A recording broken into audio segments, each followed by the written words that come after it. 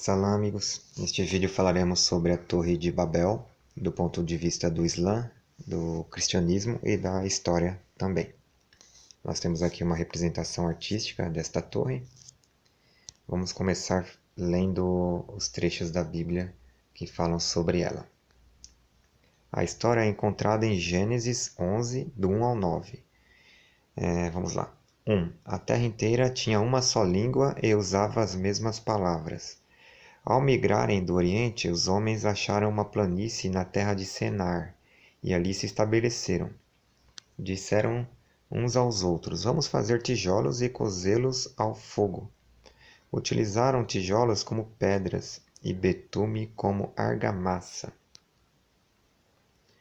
E disseram: Vamos construir para nós uma cidade e uma torre que chegue até o céu. Assim faremos nome. Do contrário, seremos dispersos por toda a superfície da terra. Então o Senhor desceu para ver a cidade e a torre que os homens estavam construindo. E o Senhor disse: Eles formam um só povo e falam uma só língua. Isto é apenas o começo de seus empreendimentos. Agora nada os impedirá de fazer o que se propuserem. Vamos descer ali e confundir a língua deles, de modo que não se entendam uns aos outros. E o Senhor os dispersou daquele lugar por toda a superfície da terra, e eles pararam de construir a cidade. Por isso, a cidade recebeu o nome de Babel, que significa confusão, porque foi lá que o Senhor confundiu a linguagem de todo o mundo, e de lá dispersou seres humanos toda a terra. Agora aqui um pouquinho sobre a história. Babel, capital do Império Babilônico, era uma cidade-estado extremamente rica e poderosa. Era um centro político, militar, cultural, econômico do mundo antigo, tal qual cidades como Nova York e Paris, nos dias atuais. Ela recebia grande número de imigrantes de diversas nacionalidades, cada qual falando um idioma diferente. Então, talvez a Bíblia esteja falando de forma alegórica esta confusão que se dá pelo fato da cidade de Babel ser um ponto, né, de comércio onde havia diversos imigrantes, cada qual falando sua língua, e ninguém se entendia. Daí vem o nome Babel, né, confusão.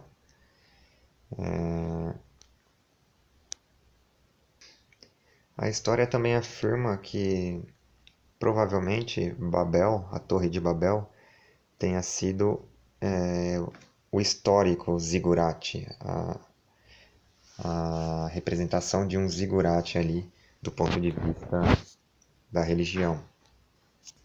Zigurates são essas estruturas, templos antigos da Babilônia, ali da Mesopotâmia. Existe uma riqueza de representações artísticas medievais a respeito da Torre de Babel, porque é uma história realmente intrigante. Aqui nós vemos os trabalhadores. Disse que cada um começou a falar uma língua diferente, né? Se a gente for interpretar o texto bíblico literalmente, seria isso. E ninguém mais se entendeu e começaram a ruir as estruturas da torre. Esta história não aparece no Alcorão. Ele menciona uma história semelhante no capítulo 28, versículo 38, e capítulo 40, versículos 36 e 37, onde Faraó pede para Ramã construir uma torre para ele se elevar aos céus. Talvez seja uma referência às pirâmides. Aqui nós temos o capítulo 28, versículo 38 do Alcorão. O faraó disse: Ó chefes, não tenham que eu saiba outro Deus além de mim. Ó Ramã, levanta, pois, o forno, acende o forno para cozer tijolos e fabrica-me um monumento, ou seja, uma torre, para que possa elevar-me até ao Deus de Moisés, se bem que, segundo me parece, Moisés seja um dos impostores. Então o faraó queria fazer esta torre, esse monumento, para ir lá ver se de fato existia um Deus nas alturas. Aqui o versículo 40, desculpa, o capítulo 40, versículos 36 e 37 do Alcorão. O faraó disse: Ó Ramã, constrói-me uma torre para eu poder alcançar as sendas, ou seja, os caminhos do céu, de maneira que eu possa ver o Deus de Moisés, conquanto eu creia que ele é mentiroso. Assim foi abrilhantada ao faraó a sua má ação, e ele foi desencaminhado da senda reta, do caminho certo, né? E as conspirações de faraó foram reduzidas a nada. Então o Alcorão ele não menciona essa história da origem das línguas, né? Que é até meio, devemos concordar, fantasiosa, né? Se nós formos encarar a descrição do, da Bíblia como literal. Eu acho que a Bíblia ela faz uma alegoria, porque a origem das línguas não, não deve ser encarada assim, não é encarada assim pela ciência e pela história, e nem pelo Alcorão. Então é isso, amigos. Mais um detalhe, né? Eu esqueci de colocar aqui, mas vou comentar.